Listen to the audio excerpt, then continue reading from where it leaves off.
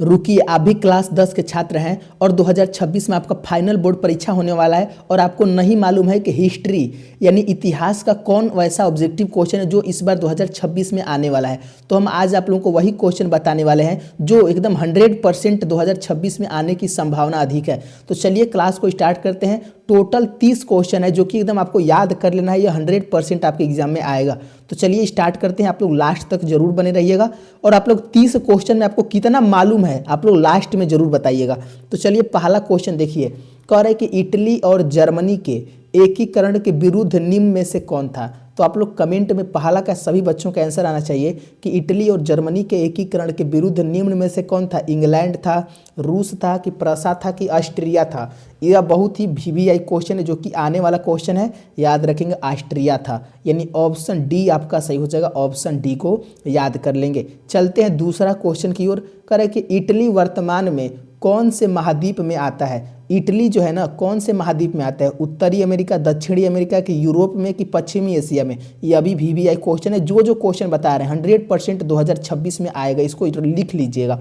दूसरा का आंसर क्या हो जाएगा, यूरोप में, यानी इटली जो है वर्तमान में किस महाद्वीप के अंतर्गत आता है, यूरोप महाद्वीप के अंतर्गत आता है। ऑप्शन सी सही हो जाएगा। चलिए तीसरा क्वेश्चन कह कि फ्रांस में किस शासन वंश की पुनः स्थापना वियना कांग्रेस के द्वारा की गई थी। तो याद रखेंगे बूर्बो वंश की पुनः स्थापना किसका किया गया था, बूर्बो वंश का किया गया था। यह भी मोस्ट वीवीआई क्वेश्चन है, इसको याद कर लेंगे। और देखिए अभी तक आप लोग वीडियो को लाइक नहीं किए हैं तो जरूर लाइक कर लेंगे। और अगर आपको ऑब्जेक्टिव नहीं मालूम चल रहा है कौन आपके एग्जाम में आएगा तो इस चैनल को जरूर सब्सक्राइब कर लीजिएगा और सब्जेक्टिव क्वेश्चन में आपको करवा देंगे। और पीडीएफ जो लेना है जिस बच्चे को, हम बिल्कुल फ्री में पीडीएफ देते हैं, एक भी पैसा नहीं लगता है, इसलिए चैनल को सब्सक्राइब कर लेंगे। और पीडीएफ कहाँ मिलेगा, हम लास्ट में आप लोगों को नंबर देंगे, उस पर कॉल करके पीडीएफ ले सकते हैं। चलिए चौथा कैंसर लगाइए कि जर्मनी वर्तमान में कौन से महाद्वीप के अंतर्गत आता है। कौन से महाद्वीप के अंतर्गत आता है, यूरोप महाद्वीप के अंतर्गत आता है। ऑप्शन बी आपका सही हो जाएगा। ऑप्शन बी को एकदम रट जाइएगा। चलते हैं अगले क्वेश्चन की ओर, पांचवा क्वेश्चन। यह क्वेश्चन बहुत ही इंपॉर्टेंट है कि जेलवेरीन कैसी संस्था थी, यानी जो जेलवेरीन है कैसी संस्था थी, क्रांतिकारियों की संस्था थी, व्यापारियों की थी, विद्वानों की थी कि पादरी एवं सीमांतों की थी। तो जेलवेरीन जो संस्था थी ना वो व्यापारियों की संस्था थी। ऑप्शन बी आपको एकदम रट जाना है। चलिए छठवां क्वेश्चन जो कि मोस्ट वीवीआई क्वेश्चन, एकदम इसको रट जाइएगा बाबू, जो हम क्वेश्चन कराए एकदम इसको याद कर लेना है। छठवां क्वेश्चन कह रहा है कि काउंट काबूर को विक्टर एमेनुअल ने किस पद पर नियुक्त किया था। तो याद रख लेंगे प्रधानमंत्री के पद पर। कौन से पद पर नियुक्त किया था, प्रधानमंत्री के पद पर। ऑप्शन सी आपका सही हो जाएगा, इसको याद कर लेंगे। 7वां क्वेश्चन कह रहा है कि मेजनी का संबंध किस संगठन से था। मेजनी का जो संबंध है किस संगठन से था, याद रखेंगे कार्बोनरी से था। किससे था, कार्बोनरी से था। ऑप्शन बी आपका सही हो जाएगा। ऑप्शन बी को याद कर लेंगे। चलते हैं 8वां क्वेश्चन की ओर। कह रहा है फ्रांस और प्रसा के बीच में सन 1870 में युद्ध कहाँ हुआ था। तो यह तो सारे बच्चों को मालूम है, सेडोन में। कहाँ युद्ध हुआ था, सेडोन में हुआ था। ऑप्शन ए ही आपका बिल्कुल सही है। यह भी कई बार क्वेश्चन आ चुका है इसलिए इसको याद कर लेंगे और वीवीआई क्वेश्चन है। चलते हैं 9 क्वेश्चन की ओर। कह रहा है एंड्रियानो पुल की संधि कब हुई थी। यह भी वीवीआई क्वेश्चन है। एंड्रियानो पुल की जो संधि हुई थी 1829 ईस्वी में। कब हुआ था, 1829 ईस्वी में हुआ था। ऑप्शन ए एकदम आपको याद कर लेना है। अब देखते हैं अगले क्वेश्चन की ओर चलते हैं। 10वां क्वेश्चन कि नेपेल्स की क्रांति कब हुई थी, यानी 10 का आंसर लगाइए कि नेपेल्स की क्रांति जो हुई थी कब हुई थी। तो 1821 में हुआ था। 1821 में नेपेल्स की क्रांति हुई थी। ऑप्शन बी आपका सही हो जाएगा। ऑप्शन बी को याद कर लेंगे। चलते हैं 11 क्वेश्चन की ओर। और देखिए बाबू आप लोग लास्ट तक जरूर बने रहिएगा, तभी आपका जो लगभग 15 नंबर जो है इस वीडियो से क्लियर हो जाएगा। चलिए 11 कैंसिल है कि सेडोन का युद्ध किन के बीच हुआ था। सेडोन का जो युद्ध हुआ था फ्रांस और प्रसा के बीच हुआ था। किसके बीच हुआ था, फ्रांस और प्रसा के बीच हुआ था, यानी ऑप्शन डी आपका सही हो जाएगा। ऑप्शन डी को याद कर लेना है। अब देखते हैं अगला क्वेश्चन 12 प्रश्न करे कि ऐतिहासिक द्वंद्ववाद की व्याख्या किसके द्वारा किया गया था। तो ऐतिहासिक द्वंद्ववाद की जो व्याख्या किया गया था हीगेल के द्वारा किया गया था। किसके द्वारा किया गया था, हीगेल के द्वारा किया गया था। ऑप्शन ए आपका सही हो जाएगा। ऑप्शन ए को याद कर लेंगे। और देखिए बाबू क्वेश्चन नंबर 13 का आंसर लगाइए कि फ्रैंकफर्ट की संधि कब हुई थी। यह बहुत सारे बच्चों को यह मालूम नहीं रहता है तो इसका आंसर आपको कमेंट में लगाना है। तो फ्रैंकफर्ट की संधि कब हुआ था, 1871 को हुआ था। ऑप्शन डी आपका सही हो जाएगा, ध्यान रखेंगे। और अभी तक अगर आप लोग वीडियो को लाइक नहीं किए हैं बाबू तो एक बार लाइक कर लीजिए और चैनल को जरूर सब्सक्राइब कर लीजिएगा, आप लोग जरूर टॉप कर जाएंगे अगर आप लोग जो जो हम बताते हैं ऑब्जेक्टिव अगर उसको याद करते हैं तो। 14 का आंसर दीजिए कि जर्मन राइन राज्य का निर्माण किसने किया था। इसमें 90% छात्र इस क्वेश्चन को गलत बनाते हैं, तो आप देखते हैं सही बनाते हैं कि नहीं। कि जर्मन राइन राज्य का निर्माण किसने किया था, नेपोलियन बोनापार्ट ने किया था। ऑप्शन बी आपका सही हो जाएगा, नेपोलियन बोनापार्ट ने। अब देखते हैं अगला क्वेश्चन। 15 क्वेश्चन करें कि फ्रांस में वियना कांग्रेस के द्वारा किस शासक वंश की पुनः स्थापना की गई थी। तो फ्रांस में वियना कांग्रेस के द्वारा किस शासन वंश की पुनः स्थापना किया गया था, याद रखेंगे बुर्बो वंश का। बुर्बो वंश का पुनः स्थापना किया गया था। ऑप्शन डी आपका सही हो जाएगा, ऑप्शन डी को याद कर लेंगे। चलते हैं 16 क्वेश्चन की ओर कि किस युद्ध के बाद जर्मनी का एकीकरण पूरा हुआ था। मोस्ट वीवीआई क्वेश्चन और यह आएगा भी एग्जाम में, याद कर लीजिएगा कि किस युद्ध के बाद जर्मनी का एकीकरण पूरा हुआ था। तो 16 का जो आंसर हो जाएगा ऑप्शन सी हो जाएगा, सेडॉन का युद्ध। कौन सा युद्ध, सेडॉन का युद्ध हो जाएगा। ऑप्शन सी आपका सही हो जाएगा, ऑप्शन सी को याद कर लेंगे। अब देखते हैं 17 क्वेश्चन की ओर। कर यंग यूरोप का संस्थापक कौन था, याद रखिए यंग यूरोप का संस्थापक जो था मेजनी था। कौन था, यह भी वीवीआई क्वेश्चन है, जो जो हम वीवीआई लगा रहे हैं एकदम उसको याद कर लीजिएगा, मेजनी था, एकदम रट जाइएगा।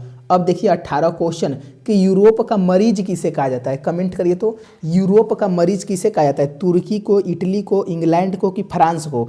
देखिए कई बार आया हुआ क्वेश्चन है आपके एग्जाम में और इस बार भी जरूर आएगा, तो याद रखिए तुर्की को ना यूरोप का मरीज कहा जाता है, एकदम इसको रट जाइएगा। चलिए 19 क्वेश्चन कह रहा है कि वियना कांग्रेस कब हुआ था, याद रखेंगे 1815 में। वियना कांग्रेस जो हुआ था 1815 में हुआ था, एकदम इसको याद कर लीजिएगा। यह तो बहुत ही आसान क्वेश्चन है। चलिए 20 का आंसर लगाइए, देखते हैं 20 का 90% छात्र जो है गलत करते हैं, इसका कमेंट में आंसर दीजिएगा।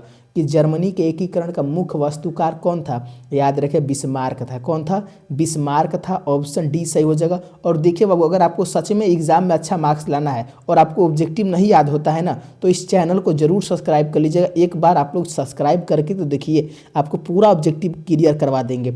21 का आंसर दीजिए कि इटली के एकीकरण में निम्नलिखित में से किसका संबंध नहीं है, तो एकदम याद कर लीजिएगा बिस्मार्क का संबंध जो है ना इटली के एकीकरण से नहीं है। तो ऑप्शन ए आपका सही हो जाएगा। और हम लास्ट में पीडीएफ भी देते हैं, पीडीएफ आप लोग जरूर ले लीजिएगा, फ्री में मिलता है और कहाँ मिलेगा हम आपको बता देंगे। चलिए 22 का आंसर लगाइए कि 1830 की क्रांति के बाद फ्रांस में किस प्रकार का शासन स्थापित हुआ था।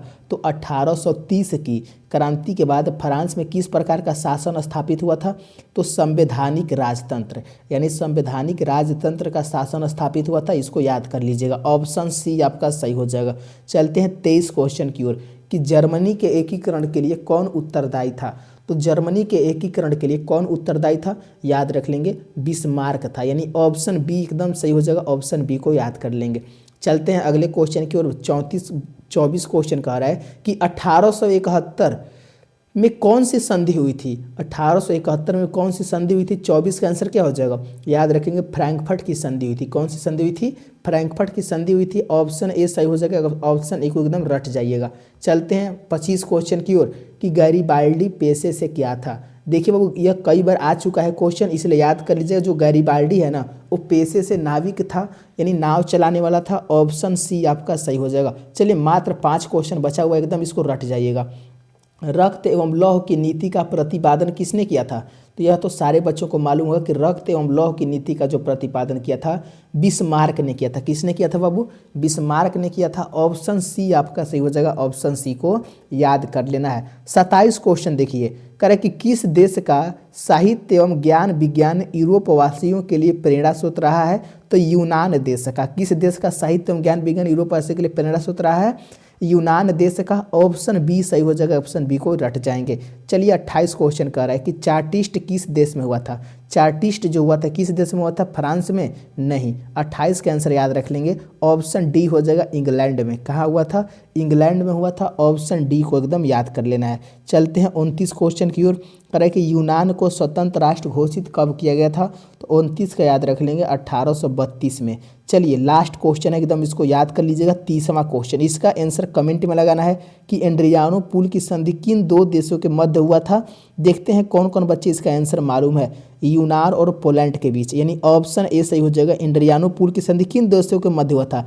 यूनान और पोलैंड के बीच, इसको याद कर लेंगे। और जिस भी बच्चे को पीडीएफ चाहिए बाबू, अभी हम आपको बता रहे हैं पीडीएफ कहाँ मिलेगा, उससे पहले आप लोग वीडियो को लाइक कर लेंगे और चैनल को जरूर सब्सक्राइब कर लेंगे ताकि क्लास आपको मिलते रहे और पीडीएफ भी मिलते रहे। तो पीडीएफ बाबू इस नंबर पर मैसेज कर देंगे 51 53 85 2307। यह नंबर आप लोगों के लिए है, बिल्कुल फ्री है। आप लोग मैसेज करिएगा व्हाट्सएप पर, हाय, हम आपको ग्रुप में जोड़ देंगे और पीडीएफ आपको फ्री में दे देंगे और अपने दोस्तों को जरूर शेयर करिएगा। तो मिलते हैं अगले क्लास में। धन्यवाद दोस्तों।